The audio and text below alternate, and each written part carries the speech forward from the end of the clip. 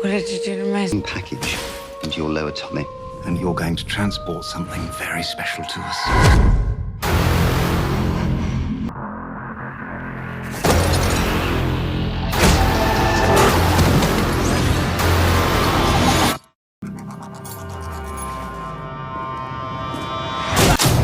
Hey!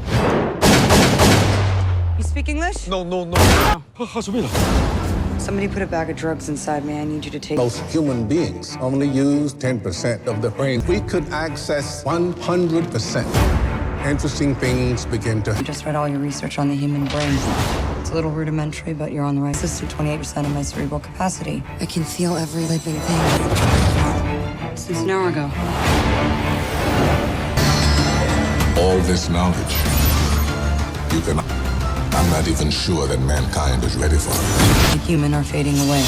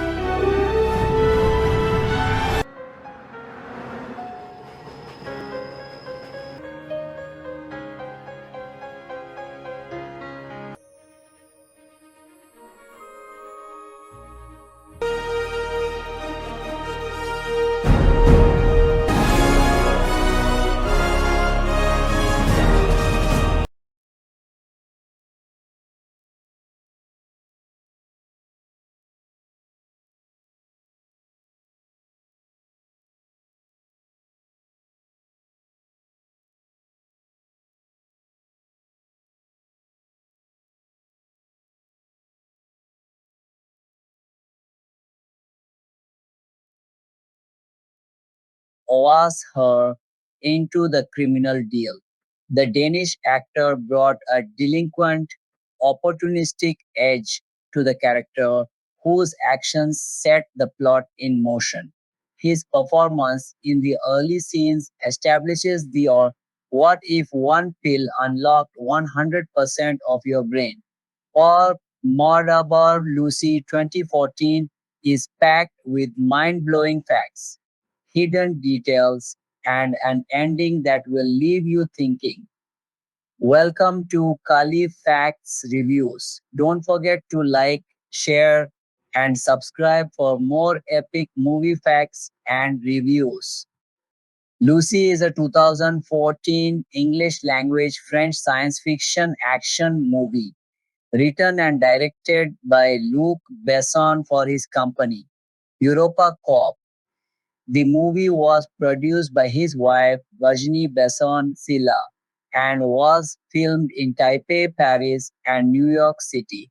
It stars Scarlett Johansson, Morgan Freeman, Choi Min-sik, and Amber Wake. Scarlett Johansson plays Lucy, a regular woman whose life takes a wild turn after a powerful nootropic and psychedelic drug accidentally gets into her bloodstream. As the drug spreads through her body, she starts developing incredible psychokinetic powers and abilities far beyond what an ordinary person can do. The movie was released on July 25th, 2014, and turned into a huge box office hit. It earned more than $469 million worldwide, making over 11 times its production budget of $40 million. The film got mostly positive reviews from critics, although opinions were pretty divided. Many people praised its unique ideas, impressive visual effects, and Scarlett Johansson's strong performance. At the same time, a lot of critics felt the story didn't make much sense, especially because it was built around the popular myth that humans only use 10% of their brains and the extraordinary powers that idea supposedly creates. Lucy Scarlett Johansson is a 25-year-old American student living in Taipei, Taiwan. Her life takes a dangerous turn when her new boyfriend tricks her into delivering a briefcase to a powerful Korean crime boss named Mr. Jang Choi Min-sik. The briefcase contains a valuable synthetic drug called CPH4. After Lucy watches her boyfriend get killed, Mr. Jang's men capture her. They force her, along with three other people, to become drug mules by surgically placing bags of CPH4 inside their bodies. The casting of Lucy 2014, Scarlett Johansson was cast as the titular character Lucy Miller, a role that demanded an actress capable of portraying extreme vulnerability in the early scenes, followed by an escalating superhuman transformation. Director Luc Besson sought someone who could handle both the intimate, disoriented human elements and the abstract, increasingly emotionless, superpowered phases. Johansson's background in both intimate dramas like Lost in Translation and action heavy blockbusters such as the Marvel films made her a strong fit. Besson was particularly impressed by her discipline and professionalism during their initial meeting. She had read the script thoroughly and engaged deeply with the story's conceptual elements rather than superficial aspects. Besson described the meeting as one where he observed her focus intently. She maintained eye contact, asked probing questions, and showed genuine excitement about the narrative's exploration of human potential. This immediate connection sealed the deal for him. He noted that there were other actresses who could have played the part technically, but Johansson's seriousness about the work and her ability to commit fully stood out. The role required navigating a nonlinear character arc where, after reaching certain brain capacity percentages, Lucy loses typical human emotions and references, forcing the performer to invent behaviors from scratch. Johansson herself spoke about the character's initial state as a young woman in a transient phase of life, studying abroad in Taipei, doing odd jobs, and feeling somewhat lost. This grounded vulnerability was crucial before the drug's effects take hold. To prepare physically, she trained rigorously, focusing on appearing capable in action sequences, even if martial arts moves were not prominently featured. Her prior experience in high action roles helped, but the mental and existential aspects posed unique challenges. Besson created a detailed chart mapping brain capacity percentages: 10%, 20%, up to 100% with corresponding abilities, losses, and behaviors, which Johansson kept in her dressing room as a reference. This preparation tool helped her track what Lucy could and could not do or feel at each stage. For instance, after 20%, emotional detachment increased dramatically, requiring her to strip away personal references and perform in a more mechanical, inventive manner. Jos Hansen has discussed the disorientation of filming in Taipei, where jet lag and cultural immersion added to her character's sense of being out of place. The production's international scope. with shoots in Taiwan, Paris, and other locations contributed to this authenticity. Reports of Angelina Jolie being initially attached circulated widely. Jolie was in serious talks with Besson around 2011 for his next project, but Besson later clarified that she was not his first choice for Lucy and denied a straightforward dropout scenario. He mentioned meeting only a couple of actresses, and Johansson's reaction to the material made her the clear selection. This rumor management highlighted the high profile nature of the casting process for a major EuropaCorp production. Morgan Freeman was cast as Professor Samuel Norman, the neuroscientist whose lectures and expertise frame the film's philosophical elements about brain capacity. Producer Virginie Besson-Siller noted that Freeman's long history of portraying wise, authoritative figures made him an obvious and perfect choice. His gravitas provided a grounded counterpoint to the escalating sci-fi spectacle. Freeman's voiceover-like presence in early scenes explaining evolutionary and cerebral concepts, leveraged his iconic narration style effectively. Freeman's involvement added significant weight to the scientific and existential discussions. In interviews, he discussed the appeal of the script's blend of action and ideas. His character serves as both an expository device and a human anchor, interacting with Lucy as her abilities surpass normal comprehension. The casting emphasized diversity, pairing him with Johansson, Korean actor Choi Min-sik, and Egyptian actor Amr Wake to reflect global perspectives. Choi Min-sik portrayed Mr. Jang, the ruthless South Korean drug lord and primary antagonist. Besson described Jiang as the ultimate devil, contrasting Lucy's ultimate intelligence, calling it one of his best villains since Gary Oldman's Stansfield in Leon.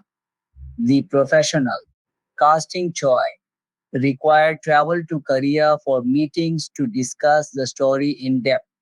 Choi, a major star in Asian cinema, known for intense performances in films like Oldboy, took time to commit but ultimately embraced the role. His enigmatic and expressive presence brought multifaceted depth to what could have been a one dimensional villain. The language barrier and cultural differences were navigated through collaboration, with choice, physicality, and screen intensity enhancing the brutal confrontations. Besson praised his commitment, noting how he filled out the character beyond mere evil. Supporting henchmen like Nicholas Fongfeth as GE and others in Jiang's organization were cast to complement this dynamic, often with local Taiwanese and Korean talent for authenticity in the Taipei sequences. Amar Wackett played Pierre Del Rio, the French police captain who assists Lucy. Besson explained that Del Rio represents the audience's perspective. He is basically you and me. Even as Lucy loses her emotions, a small spark remains in her interactions with him, adding subtle humanity. Waked, an Egyptian actor, was drawn to the project simply because Besson wrote the script. His casting contributed to the film's international ensemble, highlighting themes of global interconnectedness.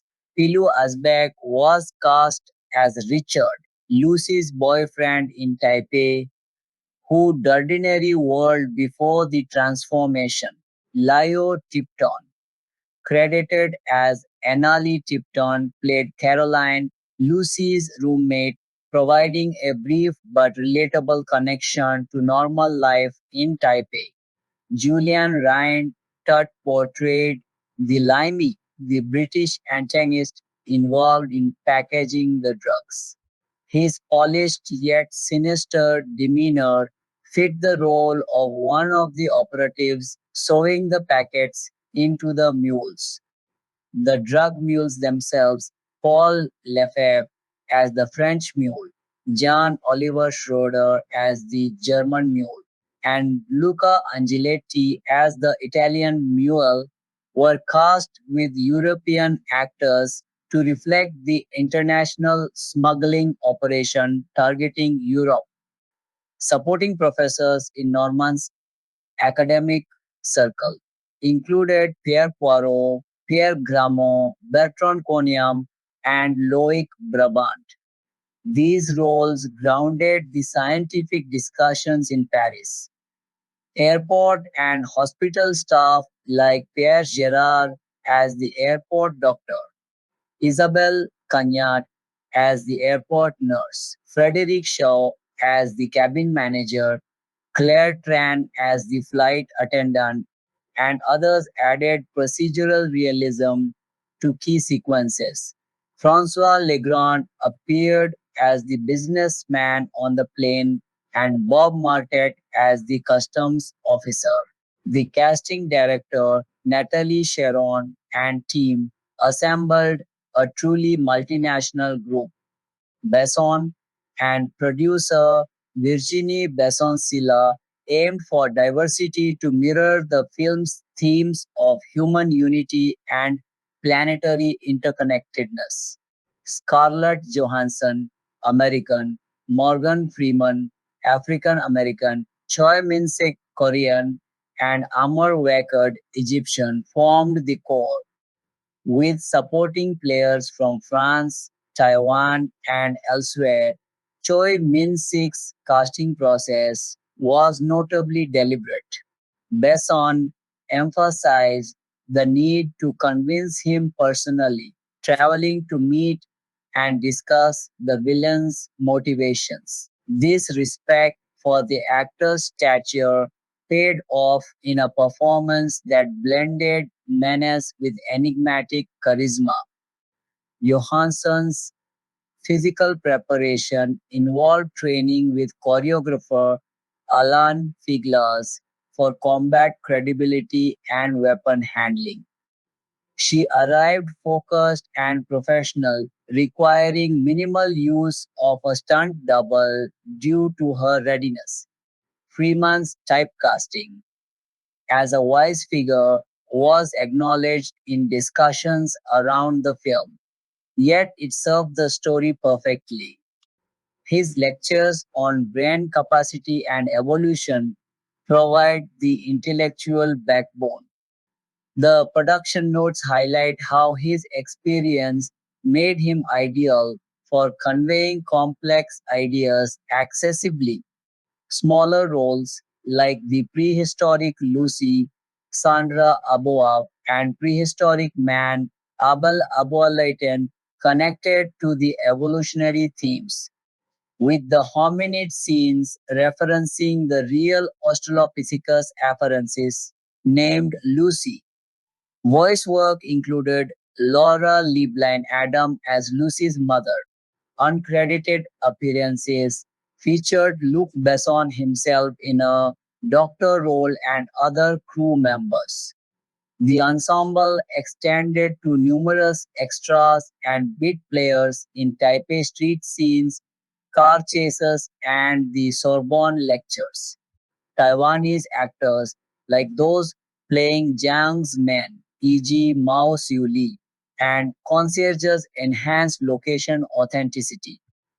The Paris-based supporting cast handled French authorities, students, and bystanders during the climactic sequences. Besson's approach to casting emphasized chemistry and commitment over star power alone. For Johansson, it was about trusting his vision for the abstract later acts. She described taking a leap of faith, relying on his precise direction, often with him operating the camera personally for intimacy. This hands on style helped actors deliver in complex scenes. The international production required coordinating schedules across continents. Filming in Taipei involved media challenges with paparazzi, but the cast adapted. Johansson explored the city despite exhaustion, which informed her performance. Freeman brought humor and ease to the set, balancing the intense action. Choi's villainous presence was heightened by cultural specificity. His stardom in Korea added meta layers to the drug lord character. Supporting antagonists like Shin Yu Ram and Seo Chong Ju as Jiang's lieutenants provided operational menace. The mule's casting reflected the drug's European destinations with distinct accents and backgrounds. Overall, the casting choices reinforced the film's ambitious scope. From Johansson's transformative lead to Freeman's authoritative support, Choi's intense opposition, and the diverse ensemble, the actors were selected not just for talent, but for how they embodied the story's themes of evolution, intelligence, and human connection across cultures. The process involved careful meetings, preparation tools like the brain percentage chart, physical training, and a commitment to Besant's singular vision, resulting in performances that carried the blend of action, science fiction, and philosophy, expanding further on Johansson's process. She discussed the character's arc as moving from a relatable young woman figuring out her life to a vessel for broader ideas. The fear of losing her sense of self was real during preparation, addressed through Besant's detailed breakdowns. Her work with Figlas focused on body language for the transformation scene, making the drug's effects visually and physically convincing without over relying on VFX. Freeman's interviews touched on the script's blend of entertainment and speculation on brain myths. Though the 10% brain usage premise is scientifically debunked, it served as a narrative springboard, and his delivery lent credibility. His interactions with Johansson in the lab scenes required conveying awe and intellectual engagement. For Choi, the role represented a Hollywood crossover with a complex antagonist. Besson's praise compared him favorably to past villains, emphasizing the ultimate devil archetype. The meetings in Korea built trust, allowing Choi to invest fully. His expressive face conveyed layers even in violent confrontations. Demographic data gathered around the release indicated that Lucy's audience skewed toward an evenly split gender balance, with men and women each making up roughly half of ticket buyers, and with about 65% of the overall audience being older than 25. Nikki Rocco, then president of domestic distribution at Universal Studios, credited much of the film's crossover appeal to Johansson's star power, combined with the strength of having a female lead anchoring an original non franchise property, suggesting that her presence in the film made it considerably more appealing to female moviegoers than a comparable film might otherwise have been. Writing for The Australian, Michael Boddy similarly observed that the roughly even gender split among opening weekend audiences represented what he characterized as a new precedent for an action film, and argued that given its commercial performance, Lucy was likely to prove the single most culturally influential entry in Besson's entire body of work. Writing for TheWire.com, David Sims framed Johansson's success with the film in the context of the wider action genre, noting that opening a major action release as an above the title star represented new territory for an actress who, despite prominent supporting roles in Marvel franchise films, had not previously carried a blockbuster on her own.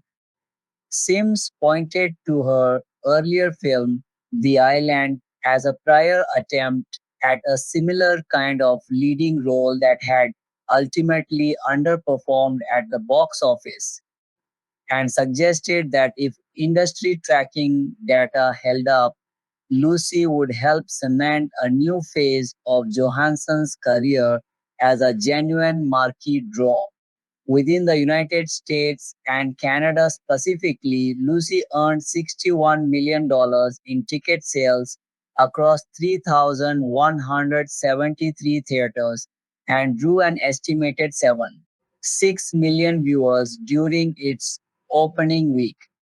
Rocco characterized the strong ticket sales as evidence that the film offered audiences something distinct from a typical action release, and reiterated that Universal had placed considerable faith in the commercial prospects of what she described as an R rated, female driven original concept. On the online ticketing platform Fandango, Lucy led weekend ticket sales ahead of several comparable action thrillers, including Oblivion, Elysium, and Edge of Tomorrow, outselling each of those titles at an equivalent point in their respective sales cycles. The film's opening weekend gross also surpassed the openings of The Bourne Legacy, which had opened to $38.1 million, and Salt, which had opened to $36 million, though it fell short of the openings achieved by Wanted at $50.9 million and Taken 2 at $49.5 million. Ray Subbers of Box Office Mojo characterized even coming close to those larger openings as a notably impressive outcome for what he described as a moderately budgeted original action film without an established franchise behind it. Analysts offered several explanations for the film's unexpectedly strong commercial performance. Subbers pointed to the inherent appeal of the film's central premise, the tantalizing question of what a person might accomplish if they could access more than the supposed 10% of their brain's capacity, as a hook that translated effectively into visually striking, action packed advertising.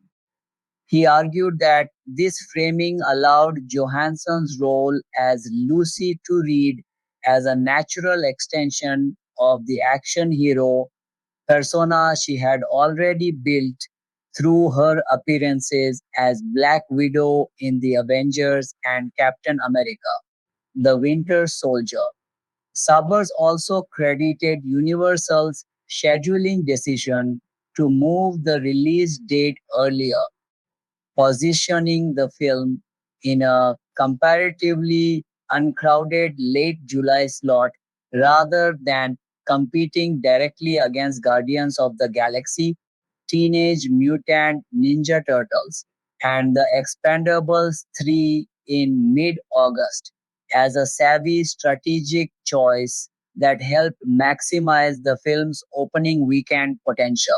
Oliver Gittell of the Los Angeles Times offered a similarly detailed breakdown identifying five separate factors behind the film's strong opening: an inherently catchy science fiction premise built around the widely known 10% brain myth, Johansson's growing credibility as a bankable action star, Besson's reputation as a reliably crowd pleasing director, particularly one known for crafting compelling female led narratives.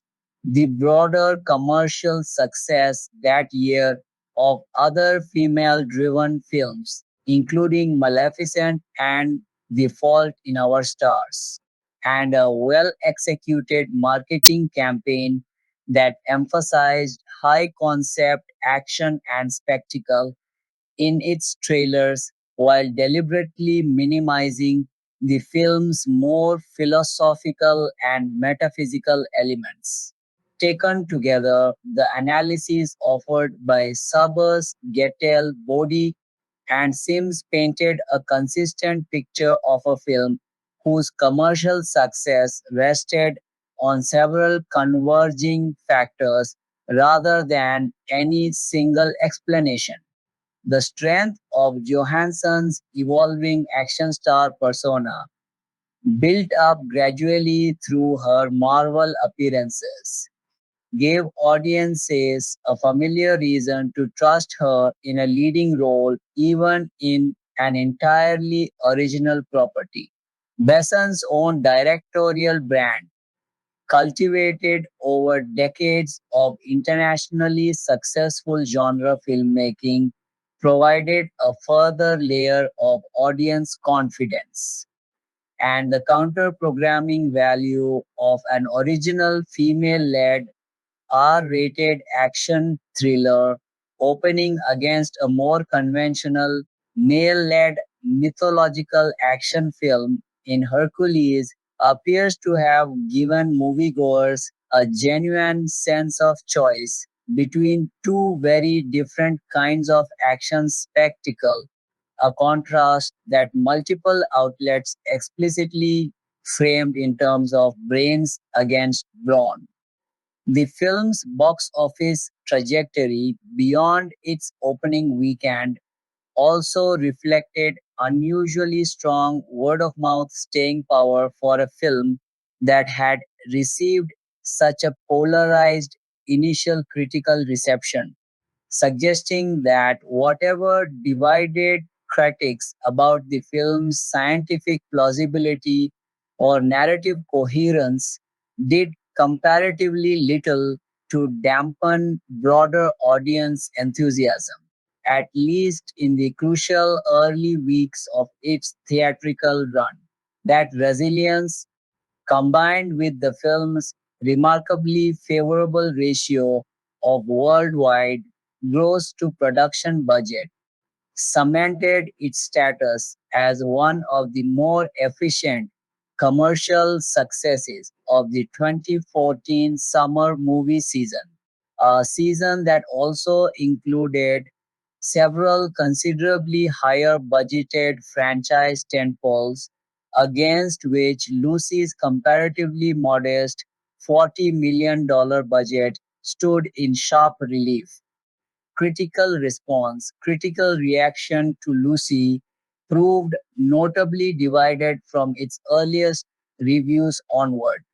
Initial press coverage described the response as a mixture of enthusiasm and skepticism, a pattern that persisted through the film's wider release before settling into what several outlets later characterized as a generally positive overall consensus.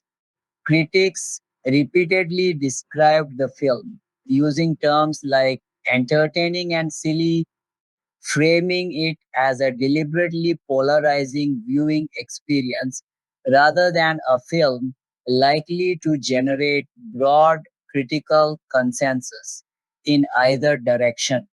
Aggregated review data captured that division numerically. On Rotten Tomatoes, the film held an approval rating of 67% based on 240 collected reviews, with an average score of 6.0 out of 10.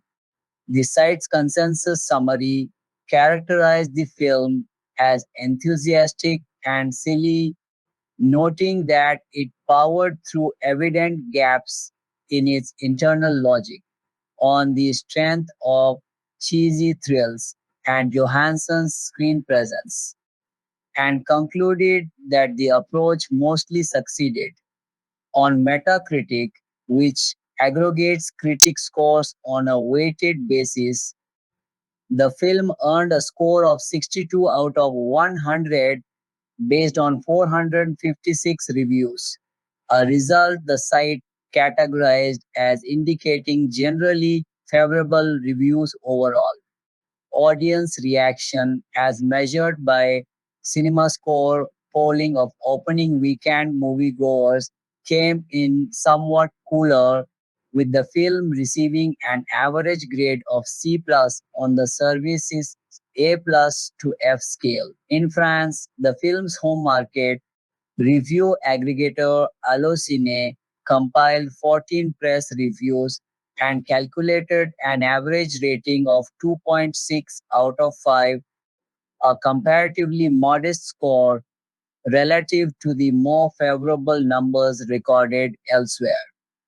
A separate French aggregator, Cinemure, recorded a considerably higher score of 84%. French critical reaction drawn from those 14 collected press reviews ranged from warmly appreciative to openly dismissive. Writing in Le Journal du Dimanche, critic Daniel Attali praised Besson's evident skill at crafting an entertaining and suspenseful thriller. The reviewer for Voici similarly welcomed Besson's return to the action genre, describing the film as an unusual hybrid between a superhero story and a tale of Asian gangster intrigue, elevated by Johansson's screen presence.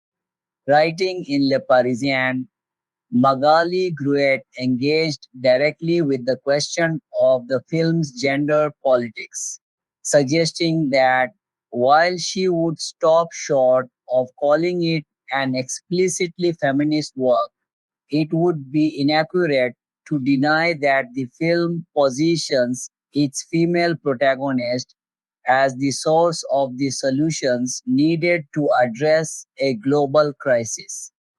A reviewer for Liberation took a broader view of Besson's career trajectory, suggesting that beyond film's flashy embellishments and its frequent turns towards spectacular violence and improbable plotting, there was a persuasive sense that Besson had reached a point in his career where he was making films guided by considerations beyond pure commercial marketing calculation.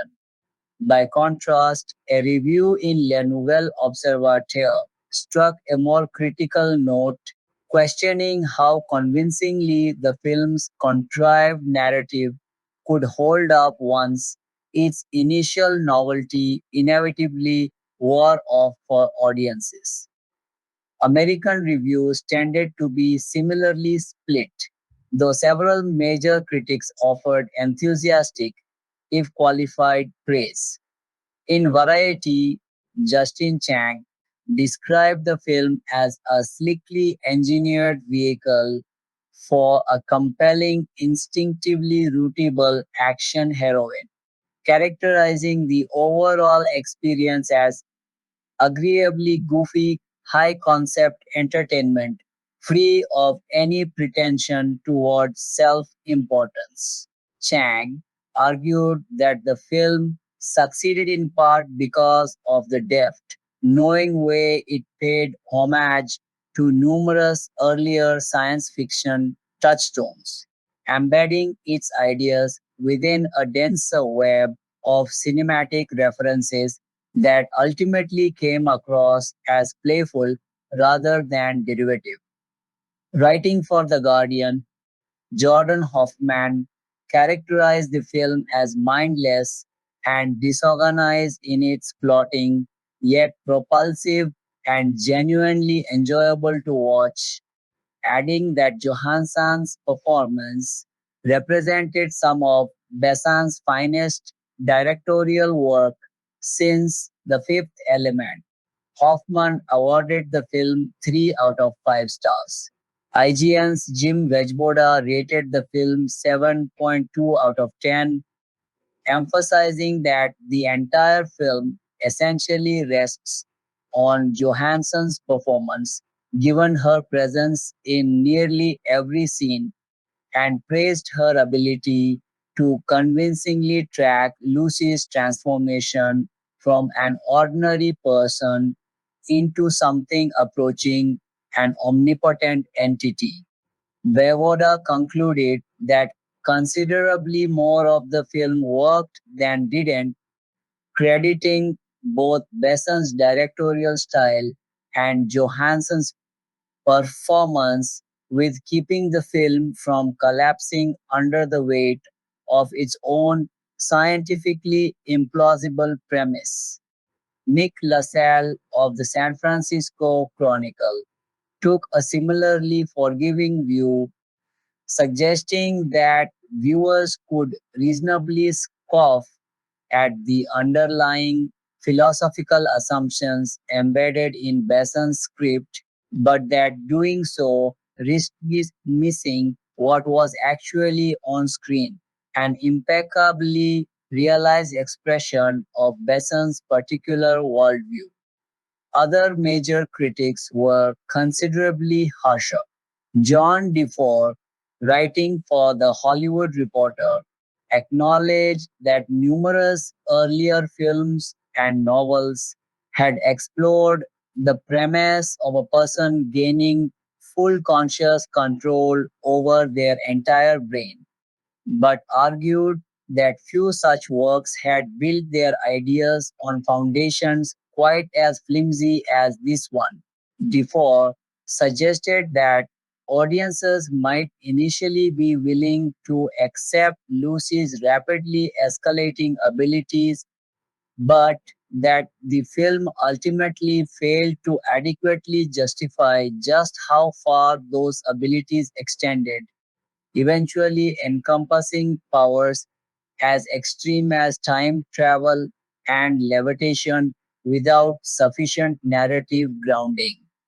He noted that occasional genuine philosophical ideas surface within the screenplay, but argued that they tend to be buried beneath so much surrounding nonsense that even a generous viewer would struggle to use them to make sense of what Lucy actually experiences over the course of the story.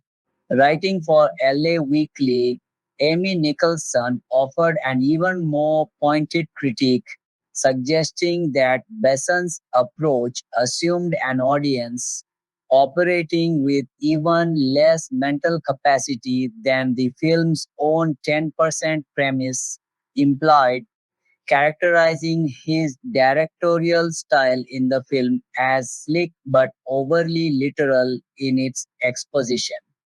Nicholson also pushed back on the film's claims to feminist credibility, arguing that Besson's conception of a strong female character amounted, in practice, to the same sexy, near silent, badass archetype favored by many male action directors, and Riley questioned why a supposed genius would choose to navigate a multi continental gunfight while wearing 5-inch heels. Several recurring threads ran through the range of critical responses, regardless of whether a given reviewer ultimately landed on praise or criticism. Chief among these was persistent skepticism toward the film's foundational premise, the widely debunked notion that human beings ordinarily access only about 10% of their brain's total capacity. Writing for the Belfast Telegraph, Ralph Blackburn described the 10% claim as a frequently repeated idea with obvious appeal for Hollywood storytelling, but noted that leading neuroscientists regard it as nothing more than an urban myth. He cited neuropsychology professor Barbara Sahakian, who explained that while it is essentially impossible to quantify precisely how much of the brain any individual uses at a given moment, the true figure is unquestionably far higher than 10%, reflecting the production's ambitions toward a larger than life visual presentation for the finished film. The Taipei shoot also generated a considerable amount of media attention, not all of it welcome from Besson's perspective. On the 23 October, only 2 days into the Taiwan shoot, the Hollywood Reporter noted that Besson had grown visibly frustrated with the level of press and paparazzi interest surrounding the production. Speaking to reporters the day after wrapping the Taiwan portion of filming, Besant expressed frustration that so much attention had focused on trivial matters such as Johansson's wardrobe rather than the work itself. And he described how the presence of photographers made nighttime shooting especially difficult. He singled out two unnamed agencies based in Hong Kong as being particularly disruptive to the production's efforts to work efficiently and discreetly on location. Beyond the practical friction caused by media attention, the Taiwan shoot carried broader cultural significance for the city and country hosting it. Coverage at the time connected the production's presence in Taipei to the country's wider efforts to raise its international profile, framing the film's eventual success as an unexpected boost to Taiwan's visibility on the world stage, a topic that would resurface later once the film's commercial performance in the region became clear.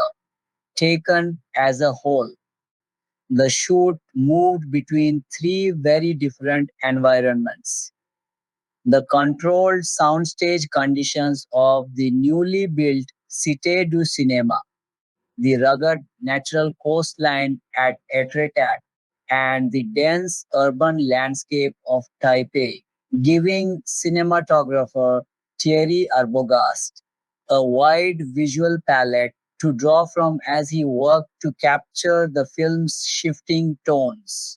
From grounded, tense thriller material in its early sections to the more abstract, hallucinatory imagery that would come to define its closing passages. The Taipei shoot, in particular, required careful coordination between the production and local authorities, given both the scale of the locations being used and the sensitivity around filming inside and around a landmark as prominent as Taipei 101. Securing access to the skyscraper and to other recognizable Taipei locations meant working within a compressed 11-day window, a schedule that left comparatively little room for error or extensive reshoots once the crew moved on to the next phase of production back in France. That time pressure was compounded by the disruptions caused by paparazzi and press interest, which, by Besson's own account, made certain nighttime sequences considerably harder to execute cleanly than they might otherwise have been. Filming in Paris, by contrast, unfolded under more controlled conditions, with the Cité du Cinéma providing the kind of soundstage infrastructure needed for the film's more elaborate interior sequences, including scenes set inside Professor Norman's laboratory that would later serve as the backdrop for much of the film's climactic visual effects work. The contrast between the barely contained chaos of the Taiwan shoot and the more methodical soundstage bound work back in France mirrored, in a sense, the narrative's own structure, which moves from frenetic, unpredictable danger in its opening act toward a more controlled cerebral atmosphere as Lucy's abilities stabilize and she begins working more deliberately with Norman and his colleagues. Post production, once photography wrapped, the film moved into an extensive post production phase built around an unusually large volume of visual effects work for a Besson project. According to figures cited at the time, Lucy ultimately contained more visual effects shot than any other film Besson had directed, with the final tally exceeding 1,000 individual effects shots overseen by senior visual effects supervisor Nicholas Brooks.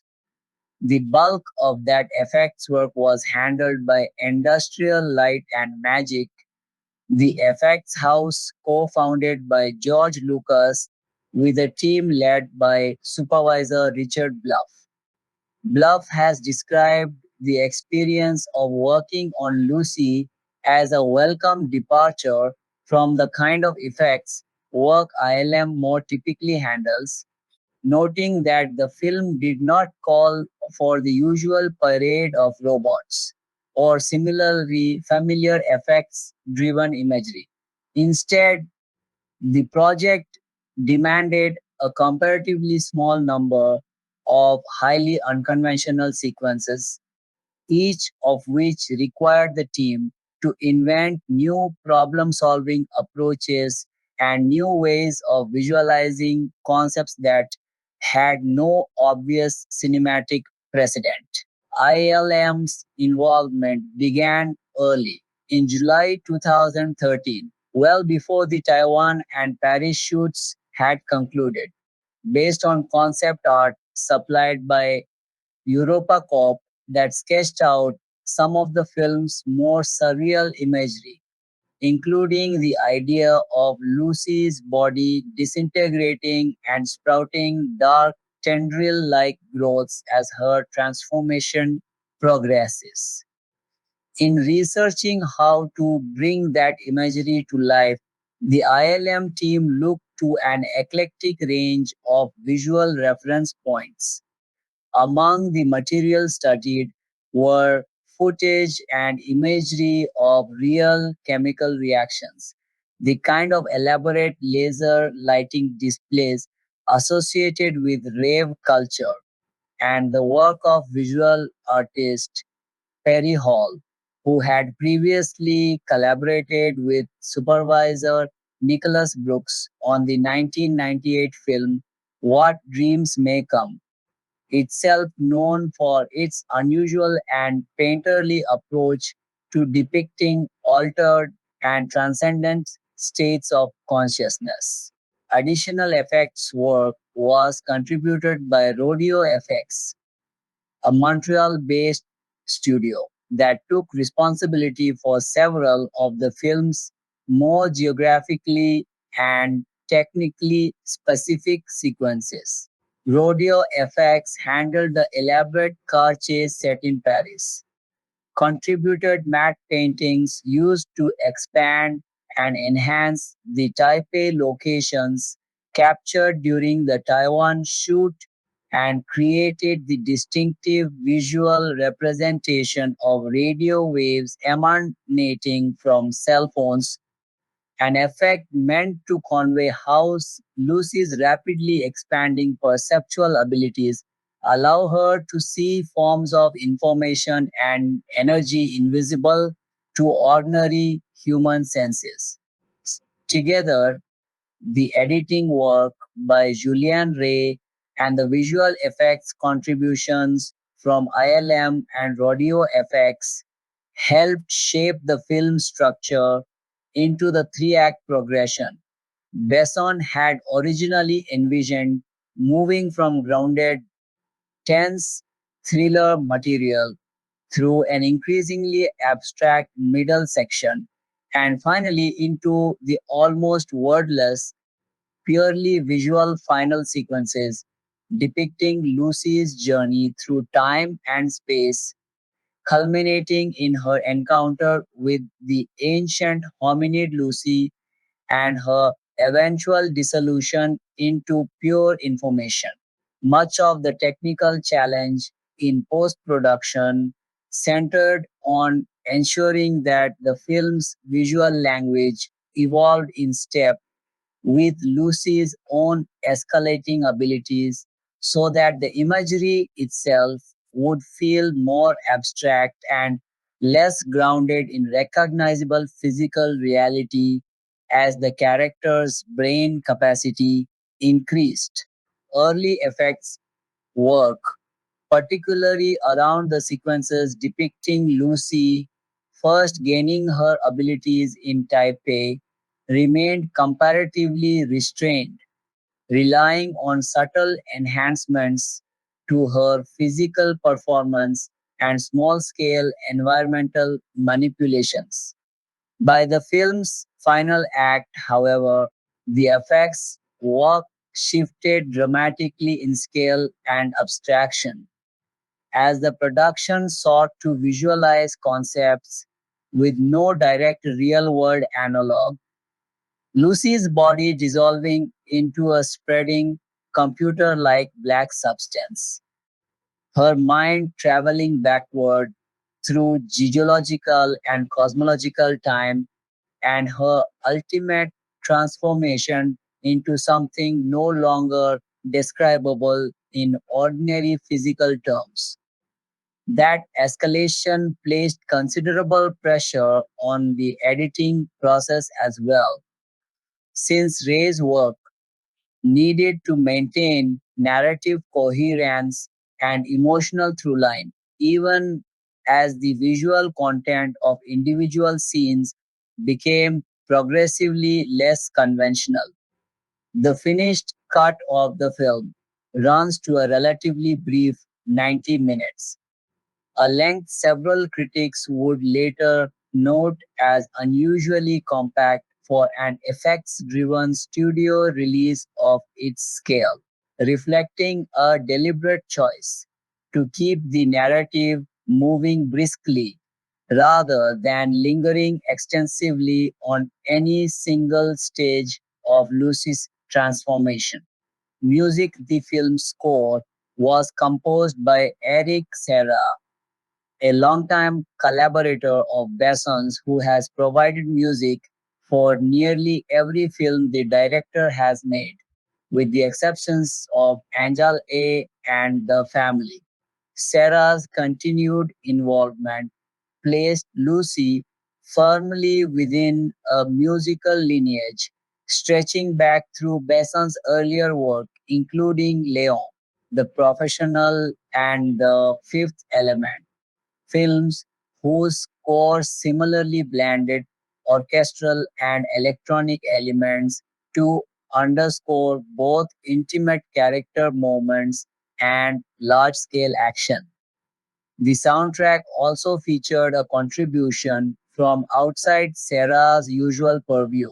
British musician Damon Albarn, best known as the frontman of Blur and Gorillaz, provided an original song titled Sister Rust for the film. The full soundtrack album, credited as Lucy soundtrack from the motion picture, was released on the 22nd of July 2014 through Backlot Music, arriving in stores just a few days ahead of the film's theatrical debut in the United States. Beyond Serra's original compositions, the finished film also makes notable use of a piece of classical music at one of its most pivotal moments. The introitus movement from Wolfgang Amadeus Mozart's Requiem plays over the sequence depicting Lucy's initial awakening to her expanded abilities, lending that transformation a solemn, almost liturgical weight that stands in deliberate contrast to the pulsing, electronic textures used elsewhere in Serra's score during the film's more kinetic action sequences. The pairing of Serra's contemporary electronic orchestral hybrid style with a piece of 18th century sacred choral music reflects in miniature the same tonal balancing act that runs through the rest of the film's production, an attempt to fuse pulpy genre thrills with a register more commonly associated with solemn contemplative art. Serra's long collaborative history with Besson meant that the composer arrived on the project already attuned to the director's tendency to swing between registers of tone within a single film, a quality evident across their earlier collaborations, and one that Lucy's score leans into more explicitly than perhaps any of their previous work together, given how directly the narrative itself moves between pulp thriller mechanics and quasi mystical metaphysical spectacle. Universal Pictures, which handled distribution of the film, rolled out an extensive print and digital marketing campaign built around a memorably provocative tagline. The theatrical poster promised that while the average person supposedly uses only 10% of their brain capacity, the film would show what a person could accomplish with access to the full 100%, a tagline that leaned directly into the popular, if scientifically disputed, brain capacity myth at the center of the story. The poster's design and framing proved memorable enough to be parodied elsewhere in the industry. On the 15th of August 2014, shortly after Lucy's release, Universal issued a pair of advance posters for the studio's upcoming comedy Dumb and Dumber to that directly spoofed Lucy's theatrical artwork. The first trailer for the film arrived online on the 2nd April 2014, months ahead of the theatrical release, and it generated an immediate and forceful reaction from entertainment press. One outlet described the trailer's impact in physical terms, likening its effect to a blow to the head. while other reviewers characterized it as promising a wild, high energy ride built around Johansson's character, rendering people unconscious with barely a gesture. Additional coverage framed the trailer as depicting a satisfying reversal of fortune, transforming a previously exploited young woman into someone newly and formidably dangerous, and described the footage as gleefully, deliberately unhinged as it tracked Johansson's journey from a terrified drug mule at her captor's mercy to a superhuman figure with complete physical mastery and a rapidly shrinking capacity for mercy toward her enemies. Writing for The Guardian, critic James Luxford connected the trailer to a pattern he identified across Johansson's three preceding films, in which her characters repeatedly evolve, mutate, or otherwise vanish from recognizable human form once the finished film had its first screenings. However, several critics suggested that the marketing had oversold the film's action content, presenting Lucy as considerably more relentlessly action driven than the finished picture, with its extended philosophical interludes actually turned out to be. Marketing efforts continued closer to the release date with the distribution of a behind the scenes preview released on the 10th July 2014, offering audiences a glimpse of the production process ahead of the film's debut. The marketing push extended into supplementary transmedia territory as well. Journalist Nikki Finke reported in a July 2014 post that a Lucy graphic novel would be released online during August, arriving in 4 chapters over the course of a single week. The first installment of that graphic novel, presented as a semi animated experience with picture elements that shifted and moved as readers scrolled through the page, was published on the international version of the film's official website and drew on the same story material already familiar from the theatrical trailers. Lucy opened in the United States on the 25th July 2014, playing in 3,172 theaters nationwide. The film's American release date had itself been the subject of a notable scheduling decision. Rather than launching in the more crowded mid August corridor, where it would have gone up against major competition, Universal opted to move the release forward to the comparatively less contested date in late July. Internationally, the film's rollout extended well beyond North America, with a release in France arriving somewhat later on the 6th August 2014. The Taiwan release proved particularly significant given the country's role in the production itself, with local coverage repeatedly linking the film's popularity there to the fact that roughly half of its footage had been shot in Taipei. Following the theatrical run, discussion of the film's underlying scientific premise continued in print well after its release. In his 2014 book, Great Myths of the Brain, author Christian Jarrett directly addressed the film's central conceit, characterizing its depiction of a person mastering all human knowledge and effortlessly hurling cars through sheer force of will, as belonging entirely to the realm of speculative fiction rather than anything resembling established neuroscience.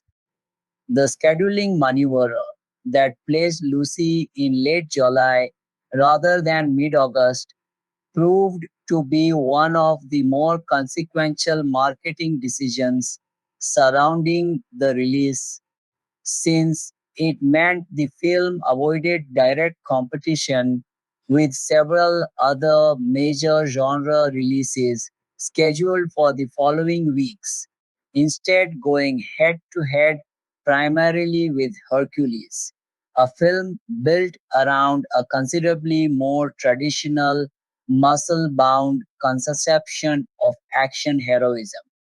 That contrast between the two films' competing visions of strength, Dwayne Johnson's overt physical power set against Johansson's more cerebral, rapidly escalating abilities, became a recurring point of comparison in coverage of the two films' simultaneous opening weekends, with commentators repeatedly framing the box office contest in terms of brains versus brawn. The marketing campaign's emphasis on visual spectacle over the film's more philosophical content proved to be a double edged strategy. While it succeeded in generating strong opening weekend turnout by promising audiences a fast paced, visually explosive thriller, it also set expectations that the finished film would not entirely fulfill, given how much of its middle and final acts are given over to extended dialogue between Lucy and Professor Norman concerning the nature of consciousness, time, and human potential.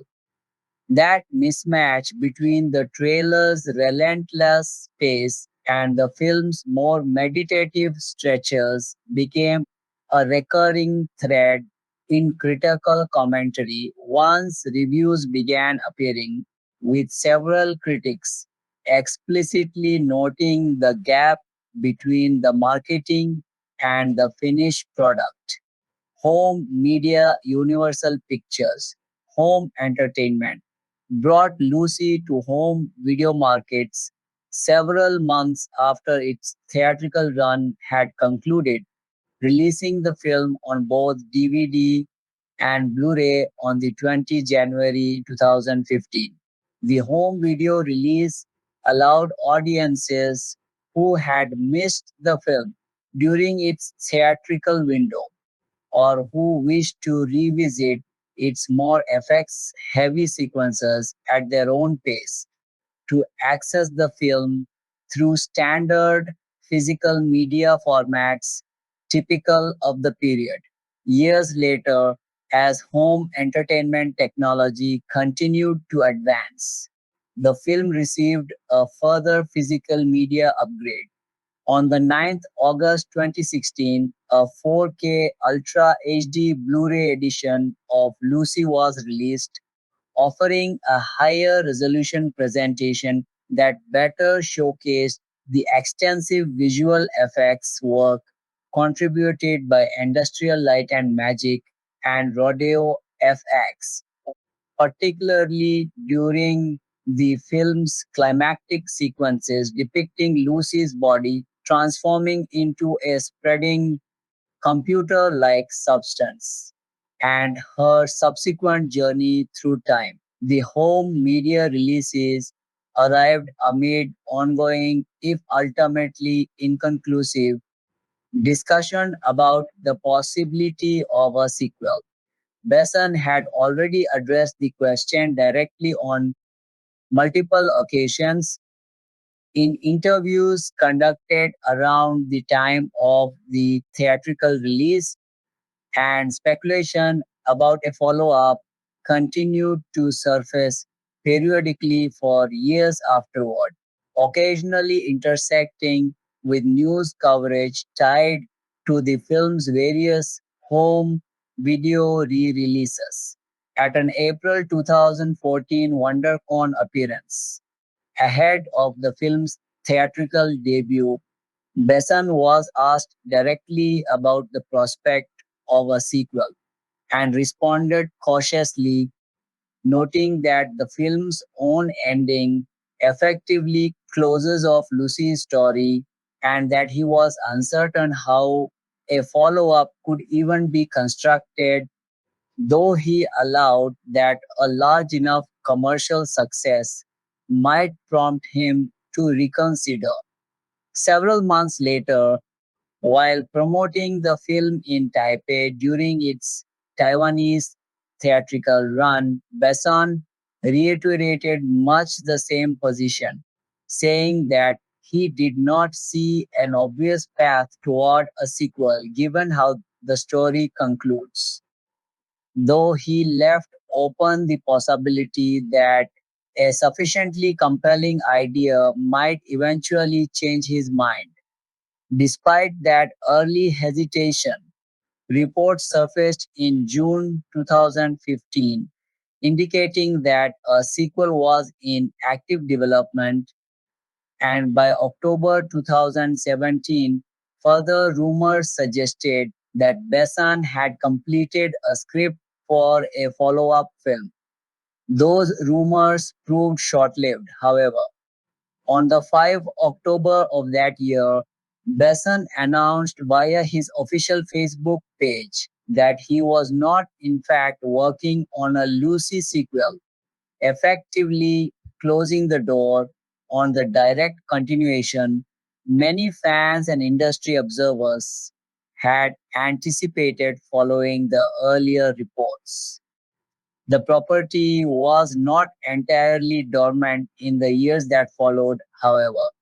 On the 31st October 2022, it was announced that a spin-off television series based on the film was in development at Europa Corp in partnership with Village Roadshow, with Morgan Freeman reported to be in talks to reprise his role as Professor Norman for the new project, suggesting that while a direct cinematic sequel had been ruled out, the broader Lucy universe was still considered to have unrealized potential for further storytelling in a different format. Reception box office Lucy proved to be a considerable financial success, grossing a combined worldwide total of roughly $469 million against a production budget of around $40 million, more than 11 times its initial budget. A more granular breakdown of the film's earnings puts its North American total at $126.7 million and its international total at $336.7 million, for a combined worldwide gross of approximately $463.4 million, figures that made it comfortably one of the more profitable studio releases of the summer of 2014. The film's opening weekend performance in the United States set the tone for its subsequent run, opening across 3,172 theaters on the 25th July 2014. Lucy earned 17,088,110 on its opening Friday alone, placing it at the top of the weekend box office and well ahead of its chief competitor, the Dwayne Johnson vehicle Hercules, which debuted in second place with 11,058,454 over the same period. Coverage at the time described Lucy's performance as providing a much needed lift to what had otherwise been a somewhat sluggish summer box office season, and noted that the film's results exceeded most pre release expectations. Early Friday estimates had projected the film would land somewhere between $14 million and $15 million for the day, including roughly $2. 7 million generated by late Thursday preview screenings. Figures that the film's actual performance ultimately surpassed. Over the full opening weekend, Lucy earned 43,899,340 domestically, with Hercules remaining in second place with roughly $29 million for the same period. The film's commercial strength extended well beyond North America. As of the 8th August 2014, Lucy had debuted at the number one box office position in every international market in which it had opened, apart from the United States and Canada. Its performance in Taiwan drew particular attention given the production's local ties. The film opened in 22 Taipei theaters, grossing NT $14. 3 million, roughly $478,000, from just under 58,000 admissions on its opening day, and after 2 days in the capital, had earned NT $20, 6 million, approximately $854,000. Expanding to 75 locations nationwide, the film went on to earn more than NT $38 million, around yuan 27 million, a result that made it the fourth best single day opening in Taiwanese box office history at that point, trailing only Transformers, Age of Extinction, Iron Man 3, and The Avengers. The result also stood as the best opening day ever recorded by distributor United International Pictures in the territory, and the best August opening day of all time in Taiwan up to that point. Coverage connected the film's outsized local performance directly to the extensive Taipei location shooting undertaken during production, framing the film's success as a meaningful contribution to Taiwan's broader efforts to raise its international visibility. Wade appreciated the script's depth, seeing Del Rio as an everyman guide. His chemistry with Johansson in the later acts highlighted the remaining emotional spark. Asbach's Richard was pivotal in the inciting incident, requiring a performance that was charming yet irresponsible. Tipton's Caroline offered a snapshot of friendship and normalcy. The casting of academic supporting roles involved French actors familiar with intellectual portrayals, fitting the Sorbonne setting. Police and official characters like Cedric Cheval's Cop Daniel and others added procedural tension in Paris chases. Airport personnel lent realism to the surgery and flight sequences. Prehistoric and evolutionary elements required careful casting for the symbolic touch, with the hominid Lucy tying into the film's namesake and themes. Voice acting for Lucy's mother provided emotional bookends. The full credits list dozens more in bit parts, from hotel staff to street fighters, all contributing to the rich tapestry. Besant's history with strong female leads, from La Femme Nikita to The Fifth Element, informed his approach with Johansson. He sought an actress who could evolve visibly on screen. The chart system was innovative, allowing precise calibration of performance levels.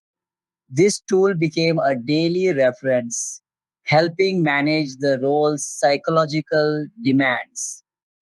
Production challenges like the Taiwan shoots media frenzy tested the cast, but Johansson's professionalism shone through. Freeman's easygoing nature helped maintain morale.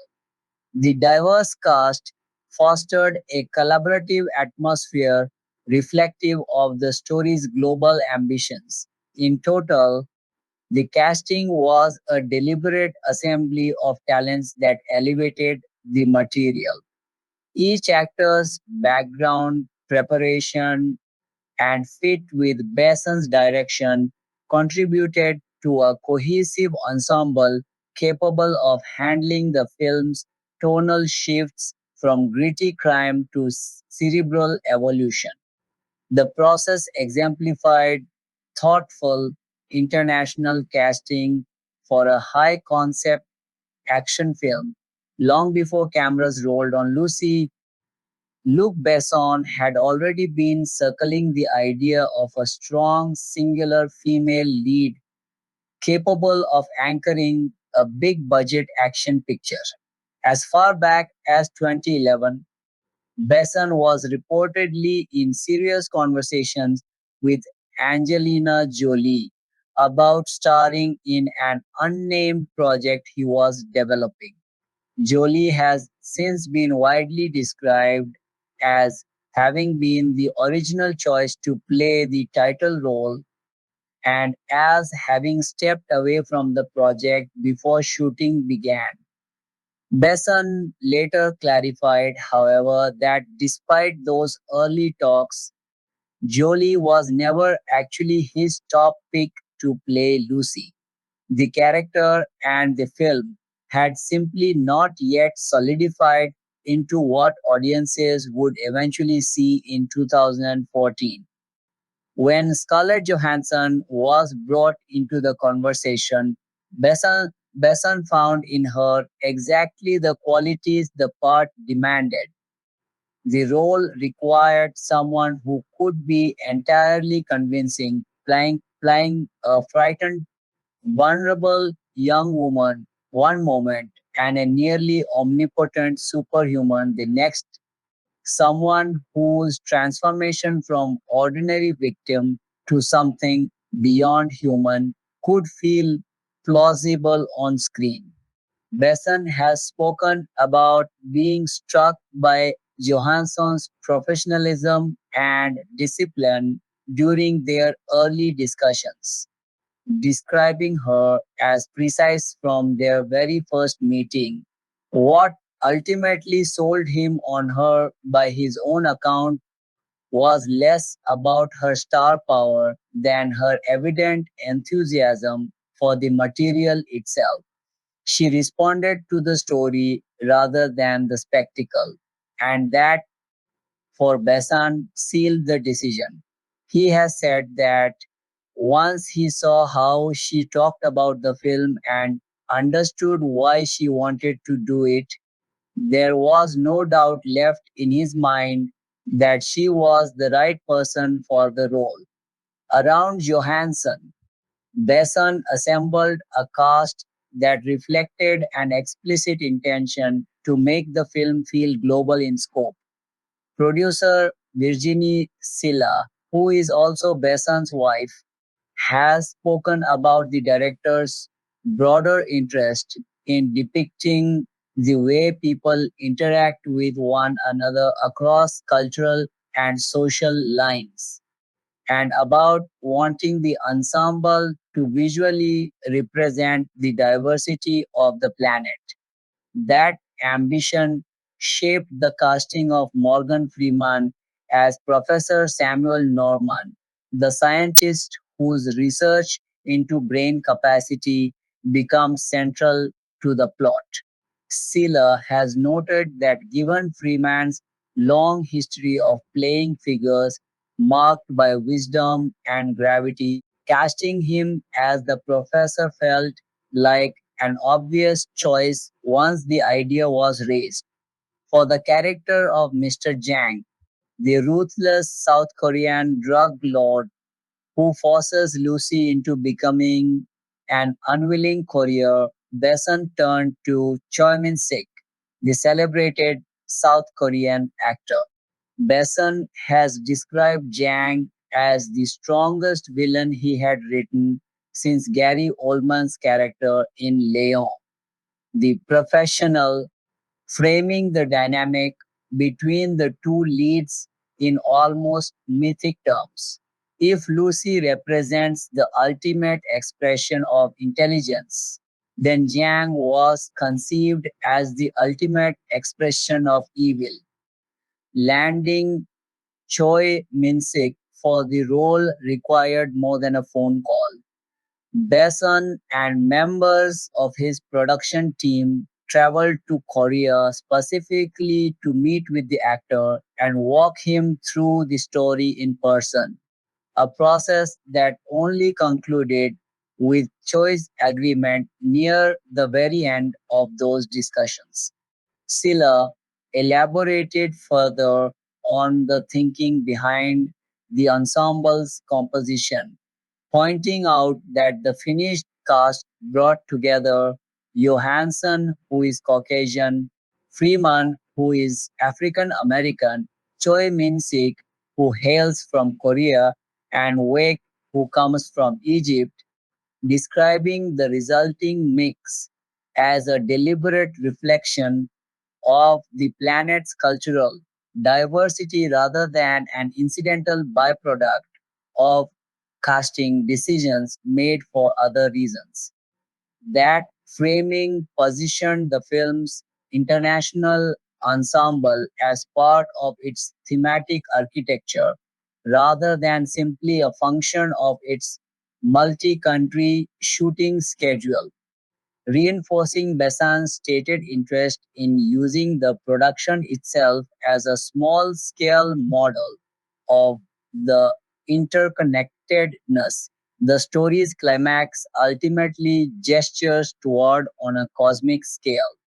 Rounding out the principal cast was Amar Wake as Pierre Del Rio, a French police officer who becomes one of Lucy's few remaining points of human connection as her transformation accelerates.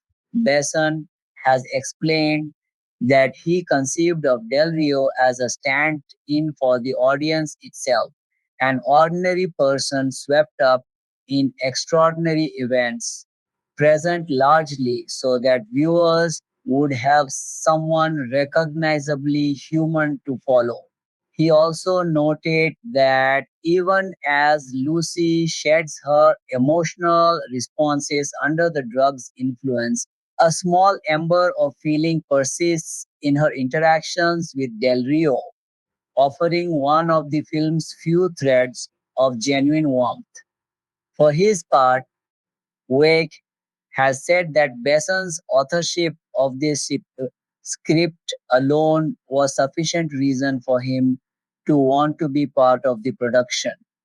Supporting roles went to Julian Reintert as a soft-spoken but menacing antagonist who oversees the surgical insertion of the drug packets into the mules. Pilu Azbek as Richard, Lucy's ill-fated and manipulative boyfriend in Taipei.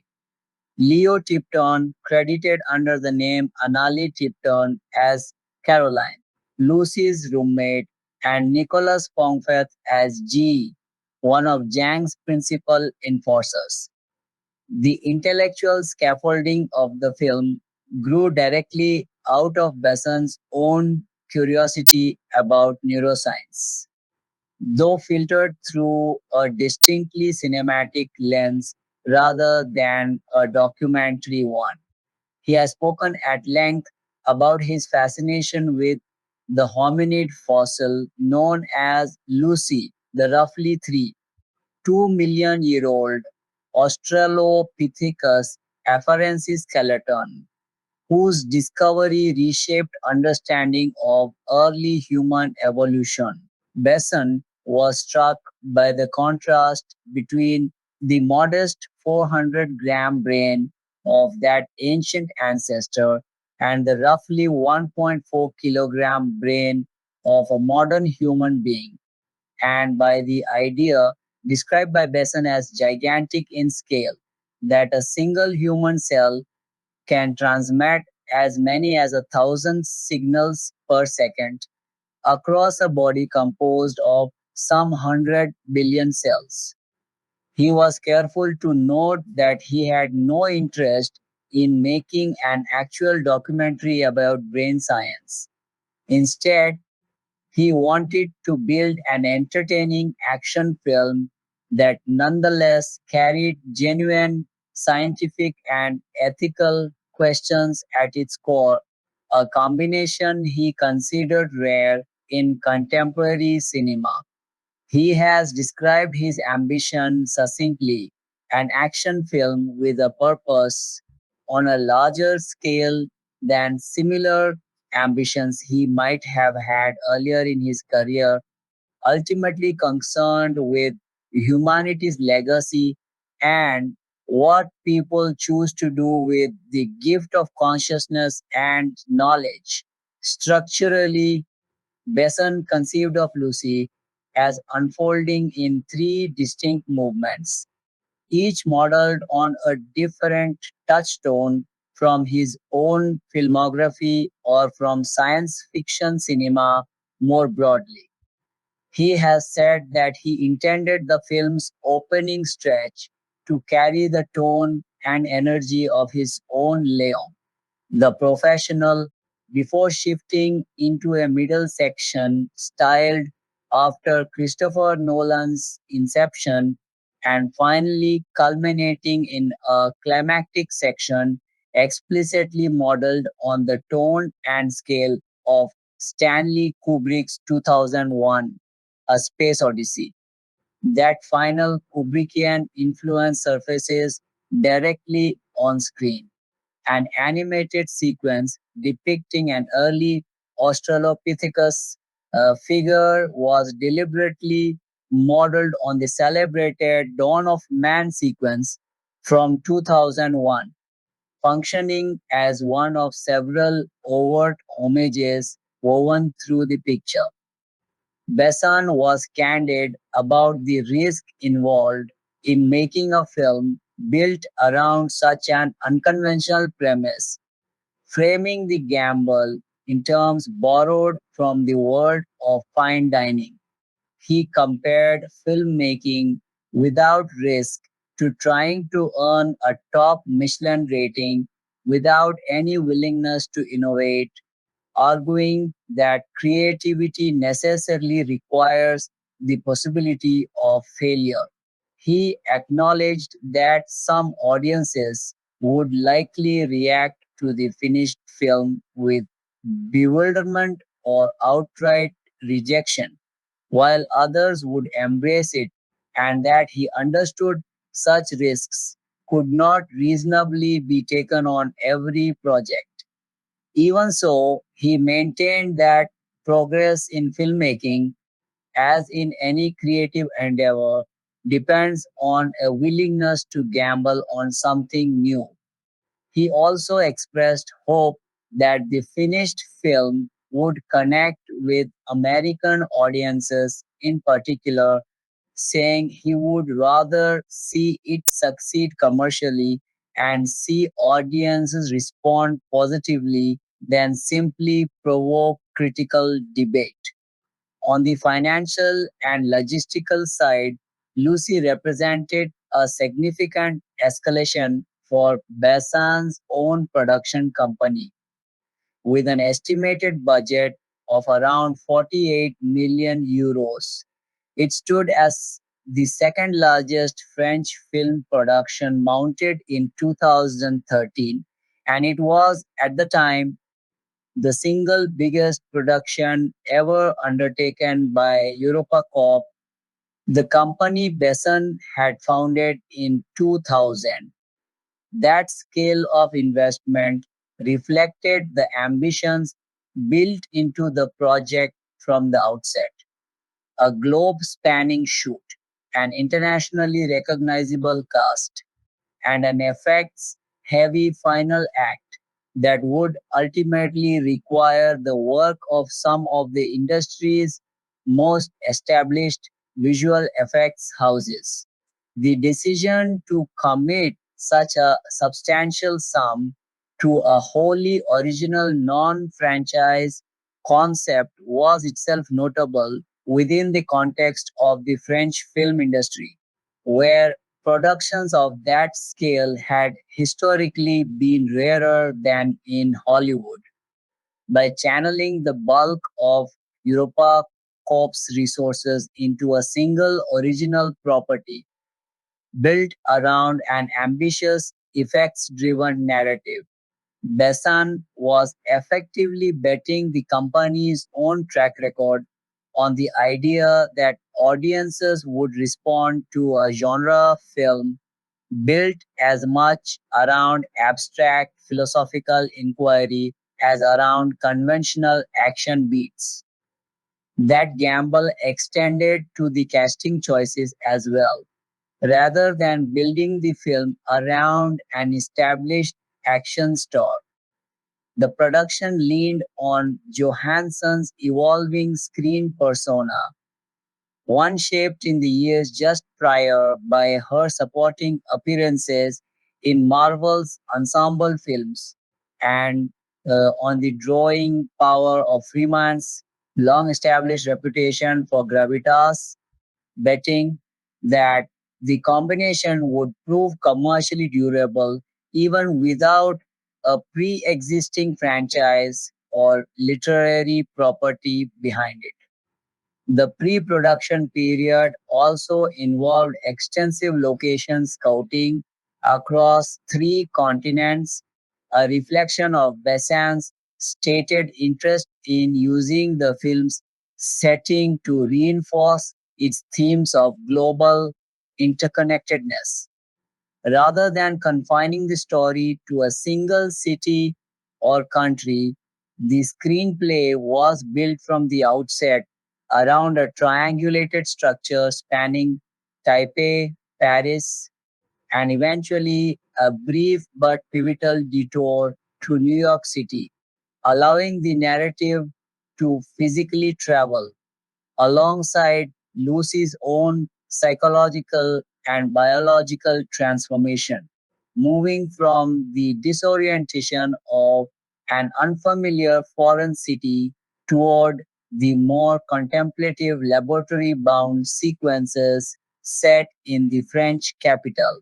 Filming principal photography on Lucy began in September 2013, with the production based initially at the Cité du Cinéma, a large and relatively new studio complex situated on the outskirts of Paris. The facility, which had opened only shortly before, gave Besson's team a modern home base from which to build sets and coordinate the more elaborate stages of the shoot. Early in the schedule, on the 5th of September, the production moved outdoors to capture footage at the dramatic chalk cliffs of Etretat in Normandy in northern France, a location whose sweeping natural scenery lent the film some of its more painterly imagery. From Paris, the production shifted its focus overseas, beginning an 11-day shoot in Taipei, Taiwan, that commenced on the 24th October 2013. The Taiwanese leg of the shoot proved to be one of the more logistically demanding and publicly visible stretches of the entire production, in part because of the city's prominence within the story itself. Roughly half of the film's action is set there, and in part because of the scale of the locations involved.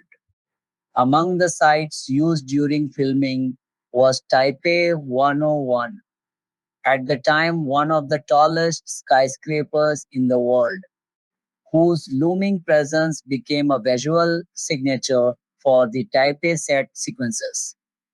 Portions of the Taiwan shoot were also captured using IMAX cameras